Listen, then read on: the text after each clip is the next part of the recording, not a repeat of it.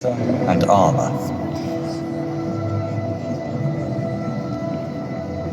Carried by the water currents for centuries, they slowly sank to the bottom. Layer by layer, covered by successive sediments, they sank deeper and deeper, subject to the silent but inexorable force of geological processes.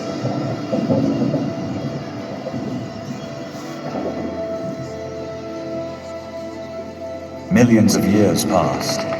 The sea receded. The land emerged, and the limestone that had once been the ocean floor became the naturally carved foundation of the Wawel Hill, the one you walk on today. This is where the castle and the surrounding city were erected, the Wawel as you know it. But did you know about the hidden space between Wawel's walls? Over the centuries, successive rulers continued to change the face of the hill. They built, strengthened, and rebuilt the structure.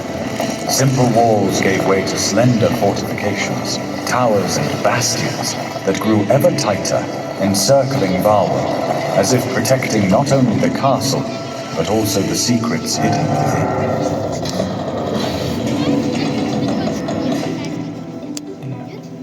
Even as fire consumed the stone, the walls did not perish.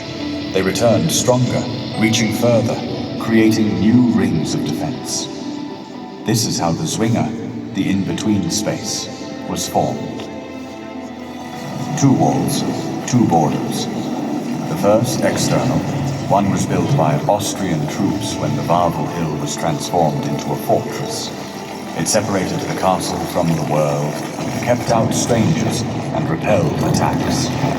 The second, internal, one protected the royal chambers and the ruler's secrets. The mighty Tenail wall concealed a corridor, a hidden path traversed by guards, messengers, and those who wished to remain unnoticed. Such places give rise to tales. People said that every night the Zwinger was filled with more than just the whispering of the stones. There were also quiet murmurs emanating from beneath the ground, the trembling of the walls, and the occasional gust of warm air, as if the hill itself had its own restless breath. Look, it's the Wawel dragon. Its scales gleam like polished stone, each bearing the scars of the past.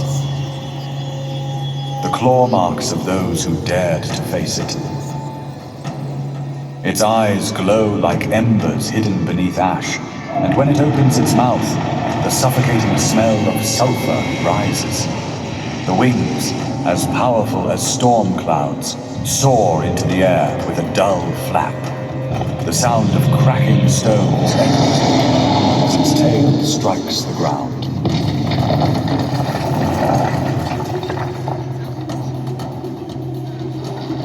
Can you hear it? Its roar rolls across the hill, rumbling through the castle walls and awakening echoes of the past. It knows every shadow of the city, every scent.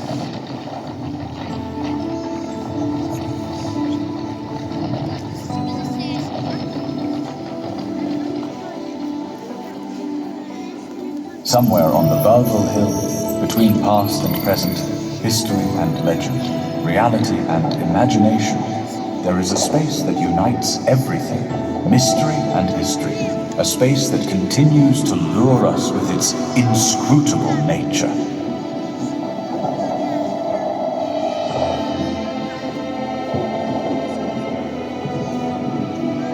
So stop and take a closer look. History leaves traces in ammonites imprinted in stone, in the legends of the Wawel castle, in the remains of the old Zwinger, which we are still exploring and discovering, as history never ends with what we already know.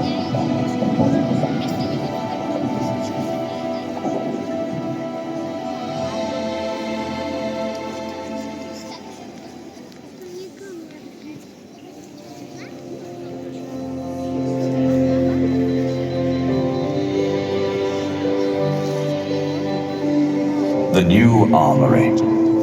This will be a story of people who encased fear in steel.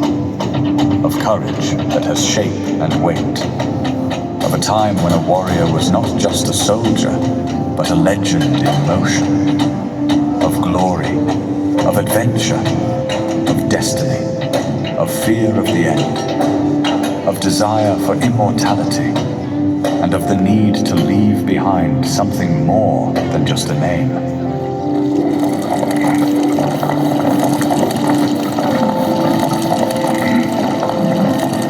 Before Wawel glittered with crowns, it had been a watchtower on the Vistula River, a limestone stronghold shrouded in fog, surrounded by wood and earth ramparts.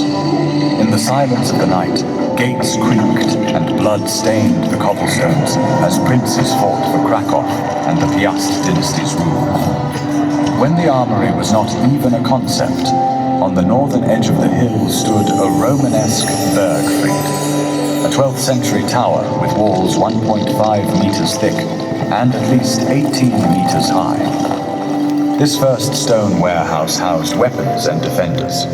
It collapsed in the 14th century, giving way to the Danish tower, but its memory survived in the heart of the future armory as its oldest foundation.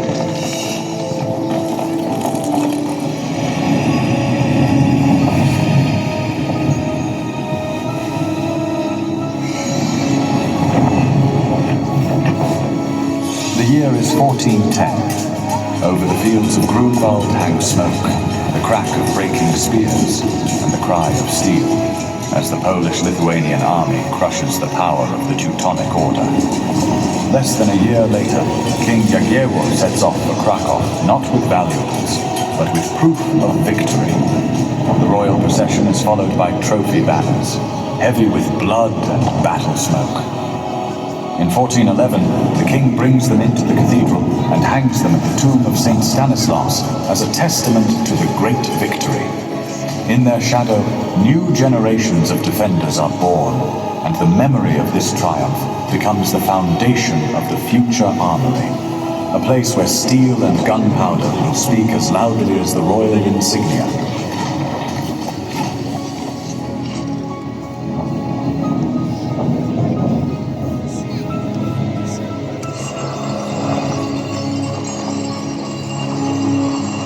The Grunwald Oath gives the Wawel Hill its new strength. Each generation enriches its walls not with gold, but with steel and the memory of battles. After the 1531 victory at Obertin, King Sigismund I builds an arsenal at the Grodzka Gate to guard the cannons and banners. A century later, Władysław IV Vasa erects an artillery building where heavy cannons pulse with fire, ready for any attack. For centuries to come, Wawel knows no peace. It repulses Maximilian's troops in 1587, faces the Swedish deluge in 1655, and Russian shelling during the Bar Confederation in 1772.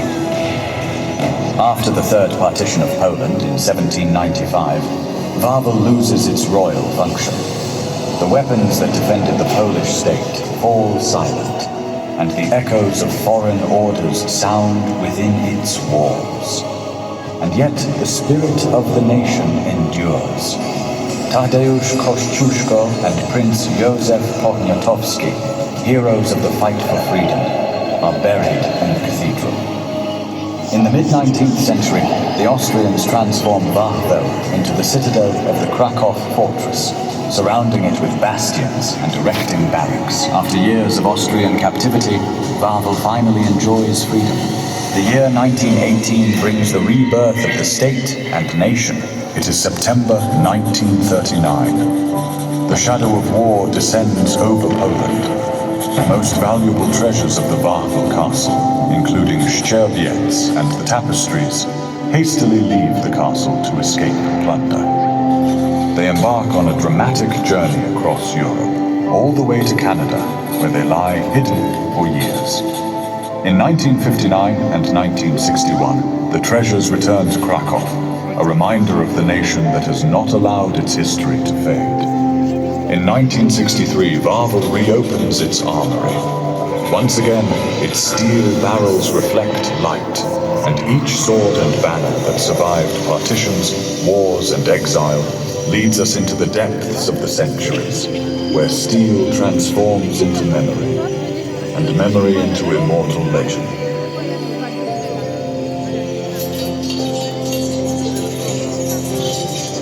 Over the following years, Wawel quietly matures to a new chapter in which the armory can speak again in the full light of modernity.